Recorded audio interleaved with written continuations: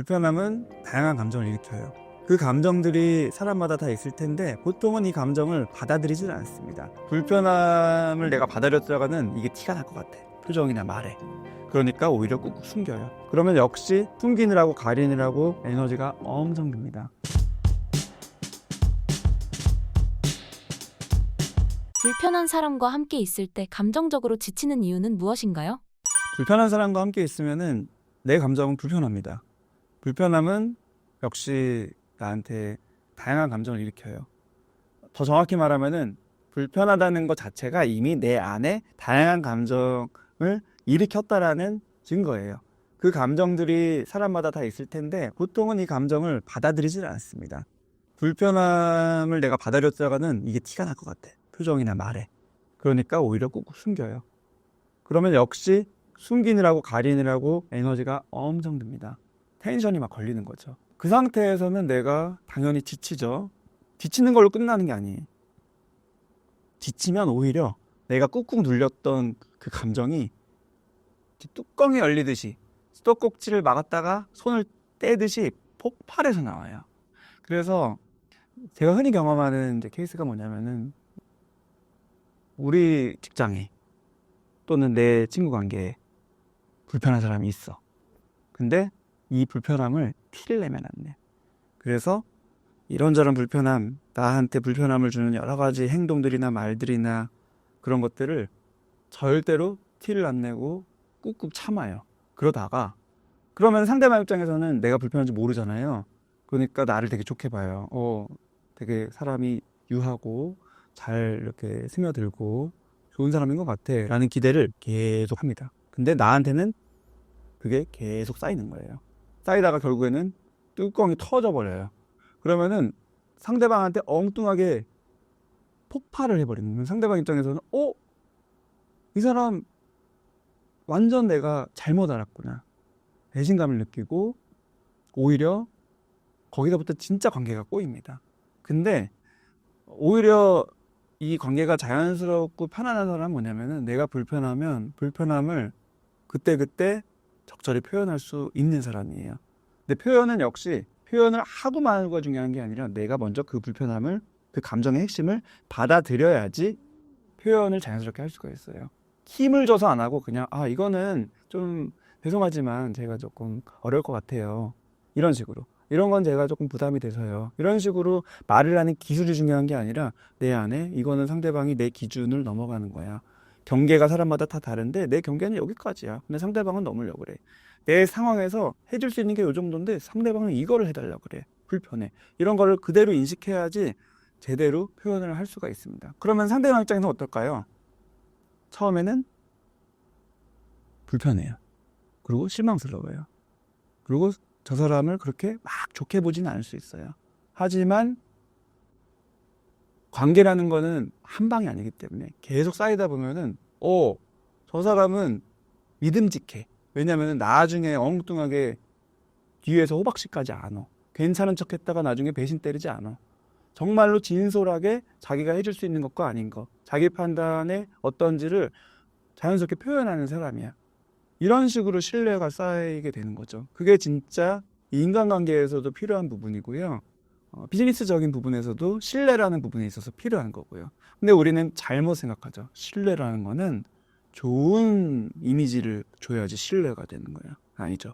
진짜 신뢰는 있는 그대로를 자연스럽게 소통할 수 있는 부분이 신뢰의 감을 사람에게 제공해 주는 겁니다. 역시 신뢰 역시도 감정이라서. 억지로 척하는 것은 저 사람 좋아. 근데 왠지 내가 설명은 할 수가 없는데 느낌이 좀 쎄해. 왠지 느낌이 조금 믿어도 되나 의심스러워. 이런 식으로 나의 감정에 영향을 주게 마련이에요. 그게 제가 계속 눈이 강조드리는 무의식적인 상호작용이라는 겁니다. 내가 의식할 수는 없지만 느껴지는 거예요. 그래서 결국에는 느낌과 느낌이 왔다 갔다 하는 거기 때문에 내 느낌을 놓치지 말고 집중해라라고 결국엔 똑같이 강조를 드리는 겁니다. 불편함을 이야기하면 인간관계 시작이 안 될 수도 있는 거 아닌가요?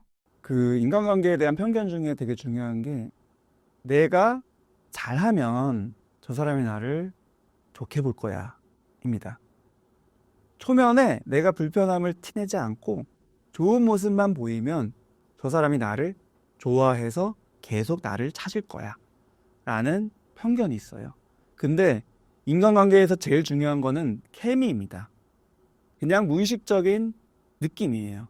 사람마다 어떤 내가 누구를 만나고 저 사람과 길게 연을 맺고 또는 뭐 비즈니스를 같이 하고 길게 가는 사람들을 한번 생각해 보세요. 처음에 봤을 때 그 사람이 왜 끌렸는지, 또는 인간관계의 한 중요한 부분 중에서 연인관계, 부부관계도 마찬가지입니다. 저 사람이 내가 왜 끌렸는지 한번 생각해 보세요. 설명할 수가 없어요. 내가 머리로 생각하는 이상형과 안 맞는데 좋아. 그래서 사귀었고 결혼했어. 이런 경우가 굉장히 많습니다. 저도 마찬가지고요. 그건 왜 그럴까요? 무의식적인 나의 감정이 움직여지는 거고요. 그거는, 관계는 내가 좌지우지할 수 없는 거예요. 좋은 사람으로 보인다고 해서 상대방이 나를 좋아하는 게 아니고요. 내가 누군가를 좋냐 안 좋냐를 판단할 때 잘 생각해 보세요. 저 사람이 나한테 잘해줘서 좋냐? 아니에요. 만약에 잘해줘서 좋은 거면은 그 사람이 좀 나한테 못해주는 순간에 그 사람이 싫어져요. 그렇게 나한테 어떻게 하냐, 겉에 있는 행동, 좋은 모습만 보이냐 마냐 이게 아니라 설명할 수 없는 굉장히 많은 요인들이 그 사람과의 관계에서 나에게 주는 만족감이 있습니다. 그거는 내가 컨트롤할 수 없다라는 확신을 가지시고 인간관계를 접근하는 게, 내가 가진 불안, 내가 조금만 밉보였다가는, 조금만 잘못했다가는 이 좋은 기회를 날려버릴 것 같아, 이 좋은 기회가 이어지지 않을 것 같아 라는 초조함을 어느 정도 극복할 수 있어요. 왜냐면은 내가 그런 초조함을 가지고 있잖아요. 그럼 상대방은 그것도 느껴요. 저 사람 뭔가 지금 위축되어 있구나. 저 사람 뭔가 약간 나를 바라는구나. 그러니까 갑이 되는 거죠. 그리고 나는 을이 되는 거. 이런 식으로 오히려 시작부터 관계가 수직적인 구조가 되는 가능성도 많습니다. 그래서 인간관계 핵심은 내가 모든 걸 컨트롤하고 계획해서 내가 원하는 방향으로 끌고 가야겠다라고 생각할수록 꼬이고요. 나의 감정에 집중하고 자연스럽게 행동할 때 누구든지 나를 싫어할 수도 있고 누구든지 나를 좋아할 수도 있다. 그렇게 나한테 맞는 사람이 있긴 있다. 이런 확신을 가지고 이제 관계를 맺는 게 굉장히 중요합니다. 제가 되게 좋아하는 통계가 있는데, 내 주변에 사람이 10명 있다 치면은 많은 사람들이 10명 다 날 좋아하길 바래요. 근데 그런 사람 아무도 없습니다. 10명 중에 7명은 나를 좋아하지도 싫어하지도 않고 그냥 저냥 무관심. 10명 중에 2명은 나를 좋아하고 10명 중에 1명은 나를 싫어하고, 또는 10명 중에 2명은 나를 싫어하고 10명 중에 2명은 나를 좋아하고, 뭐 이런 식으로 대략 비율이 정해져 있는 경우가 많아요. 근데 많은 사람들이 꼬이는 이유는 나를 싫어하는 10명 중에 1-2명 안 돼. 그리고 나에게 무관심한 10명 중에 7명 안 돼. 다 나에게 관심을 가지고 날 좋아하게 해야 돼 라는 그런 집착이 크면 클수록 계속 말씀드리는 관계에서 일어나는 감정을 억압하느라고 힘이 많이 들어가고, 그게 또 상대방한테 티가 나고, 이런 식으로 악순환되는 경우들이 되게 많습니다. 인간관계의 키는 내가 쥐고 있는 게 아니다 라고 조금은 이 쥐고 있는 거를 좀 놓는 게 굉장히 불안을 자극하거든요. 하지만 오히려 놓았을 때 자연스럽게 오히려 관계가 풀리는 경험을 꼭 해보셨으면 좋겠어요. 인간관계에서 포장이 없을 수는 없을 텐데 어느 정도까지 해야 하는 걸까요? 적절한 레벨은 사람마다 달라요. 그리고 그 레벨을 점점 포장을 푸는 시간, 타이밍도 사람마다 달라요. 근데 사람마다 다른 걸 어떻게 접근하냐에 제일 중요한 거는 나한테 집중하는 겁니다. 그러니까 제가 지금까지 말씀드린 게 관계에서 포장하지 말고 가면 쓰지 말라가 절대로 아니에요. 당연히 포장할 부분이 있고 숨길 부분이 있고 가릴 부분이 있습니다. 근데 아무리 포장하고 가리더라도 놓치지 않아야 되는 거는 내 본 감정이에요. 근데 많은 사람들이 본 감정에도 포장을 해버려요. 스스로. 내 마음속에서 포장을 해버려요. 내가 저 사람이 불편해. 좀 저 사람이 선을 넘은 것 같아서 내가 무시당한 것 같고 좀 싫어. 이런 느낌을 받았을 때 그 느낌 자체를 포장해버려요. 그거는 내가 마음이 열리지가 않아서요. 저 사람 좋은 사람이고 훌륭한 사람인데 내가 배가 부른 거야. 또는 내가 괜히 의심하는 거야. 이런 식으로 내 감정 자체를 속에서 억압해 버리는 게 진짜 큰 문제입니다. 이거 자체는 포장할 필요가 없는 거예요. 있는 그대로 받아들이고, 하지만 사회적 상황에서 나의 수위대로, 관계의 수위대로 적절하게 포장은 할 필요가 있죠. 책에서 강조해 주시는 감정일기는 어떤 측면에서 도움이 되나요? 지금까지 말씀드린 내 감정에 집중하는 방법이 여러 가지가 있는데요. 딱 세 가지로 저는 말씀드려요. 제일 좋은 거는 돈 들이고 시간 들여서 개인 상담하는 거고요. 근데 여건이 안 되는 분들이 많죠. 두 번째로 강조드리는 거는 내가 진짜 믿을 만한, 나를 지지해주는 사람한테 막 털어놓는 거예요. 있는 그대로의 감정. 내가 무슨 말을 하고 내 감정을 표현하더라도 나에 대해서 실망하거나 너무 나를 나쁘게 보거나 그럴까봐 내가 불안하지 않을 만한 믿을 만한 사람, 편안한 사람이죠. 근데 아쉽게도 많은 경우에 1번도 없고 2번도 없고 이런 경우들이 많습니다. 그래서 차선책으로 세 번째로 강조드리는 게 감정일기예요. 내가 그럴 만한 사람이 없을 때는 털어놓을 수가 없잖아요. 근데 그거를 털어놓는 거예요. 근데 뭐야? 내 머릿속에서 이미 털어놓고 있는 거 아니야? 라고 생각할 수 있지만 머릿속에서 돌고 있는 거는요, 사실은 한쪽 방향으로 돕니다. 내가 뭔가 부정적인 감정을 느끼면, 짜증을 느끼면 짜증만 반복. 짜증나, 짜증나, 짜증나. 이런 식으로만 계속 돌고요. 근데 이거를 쓴다는 거는 무슨 의미가 있냐면, 뭐 정리를 해가지고 이 짜증의 원인을 분석하고 이런 개념이 아니라, 쓰는 것 자체가 실타래에서 실을 뽑듯이 내 마음속에 있는 다양한 복잡한 감정들을 쓰는 과정을 통해서 내 의식이 되는 거예요. 내가 의식할 수 있게 되는 거예요.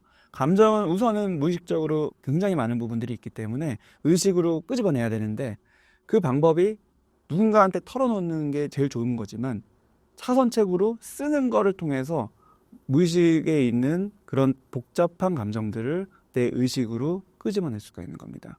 그때 진솔한 감정들이 나오는 거거든요. 근데 많은 사람들이 감정일기 쓰면서 또 놀래요. 내가 이렇게 써봤더니 내 안에 있는 감정들은 너무 별로야. 훌륭하지가 않고 막 쓰레기 같아. 어떻게 저 사람을 보면서 그런 느낌을 가질 수가 있지? 그래도 저 사람이 나한테 해준 게 어떤데? 뭐 부모님에 대한 감정일 수도 있고, 내 주변에 가까운 사람에 대한 감정일 수도 있고, 이럴 경우가 있거든요. 그럴 때는 어떻게 해야 될까요? 그 감정 역시도 쓰는 겁니다. 아, 내가 이런 감정이 있지만 또 한편으로는 죄책감도 있구나. 미안한 데 있구나. 또 좋은 사람이 되고 싶은 그런 소망도 있구나. 뭐 이런 식으로 쓰는 거예요. 그래서 내 안에 있는 다양한 것들을 내가 끄집어내서 인식하기 위한 수단으로 굉장히 훌륭한 게 감정일기고, 실제로 치료 과정에서도 많이 이렇게 권하고요. 뭐 예전에 가시나무라는 노래가 있죠. 내 속에 내가 너무도 많아. 그게 핵심입니다. 감정의 핵심. 우리가 그냥 머릿속에만 있을 때는 하나만 있는 줄 알아요. 나 지금 화가 나. 화만 있는 줄 알아요. 근데 이면에 있는 것들을 잘 살펴보면 화라는 감정은 표면적이고 속에 굉장히 다양한 감정들이 있어요. 예를 들면 무시받는 것 같아서 수치심이 느껴져서 화가 나. 예를 들면 나만 혼자 따돌림 당하는 것 같아서 고립돼서 외로워서 화가 나. 또는 내가 이렇게 믿고 맡기던 그런 관계에 있는데 나를 배신한 것 같아서 배신감 때문에 화가 나. 그다음에 내가 이렇게 노력해가지고 이걸 극복하고 싶었는데 막혀서 안 됐어. 좌절했어. 이 좌절감 때문에 화가 나. 근데 좌절을 아무리 극복하려고 계속 노력했는데 계속 실패해. 그러면은 아예 나는 이제 살 수가 없는 것 같은 무력감 때문에 화가 나. 이런 식으로 생각보다 많은 감정들이 있고요. 이 책에서는 이제 그 이면에 있는 감정들을 인식할 수 있도록 좀 돕는 내비게이션 역할을 해보려고 노력을 많이 했습니다. 인공지능과의 대화도 감정일기와 비슷한 효과가 있나요? 저는 안 해봤지만 최신 연구가 있어요. 제가 아는 교수님이 그런 채팅 앱 AI를 활용해서 불안 장애나 불안이 많아서 힘든 분들, 스트레스 받는 분들이 그 과정을 통해서 불안이 내려가는 그 근거를 연구를 통해서 이제 밝혀낸 게 있거든요. 앞으로 이 분야는 굉장히 확장될 것 같습니다. 왜냐하면 근본은 똑같거든요. 내가 챗GPT 믿을만 하냐? 모르겠지만 중요한 건 뭔지 아세요? 나를 판단하지 않고요. 중요한 건 뭐냐면 비밀이 지켜져. 아무도 몰라. 이게 새어나가질 않아요. 그 느낌이 굉장히 중요하기 때문에 1대1 상담도 제일 중요한 게 비밀 보장. 믿을 만한 친구라는 것도 제일 중요한 게 이 얘기를 딴 사람한테 안 하는 거. 감정일기라는 것도 제일 중요한 게 이 일기장을 딴 사람한테 들키면 안 돼요. 그래서 제일 중요한 거는 비밀 보장입니다. 일기장이면은 열쇠를 확실하게 잠글 수 있는 도구가 있어야 되고, 그래서 웹을 사용하거나 앱을 사용해서 비밀번호를 확실하게 걸든가, 그 과정이 나한테 안정감을 줘서 내 진솔한 감정을 표현할 수 있게 하는 수단이 됩니다. 신사임당 구독자분들을 위한 한마디 부탁드립니다. 네, 다시 한번 강조드리고 싶은 거는, 사람은 생각보다 별로다. 별로인 이유가 뭐냐면 사람은 별로인 감정을 많이 가지고 있었으니까.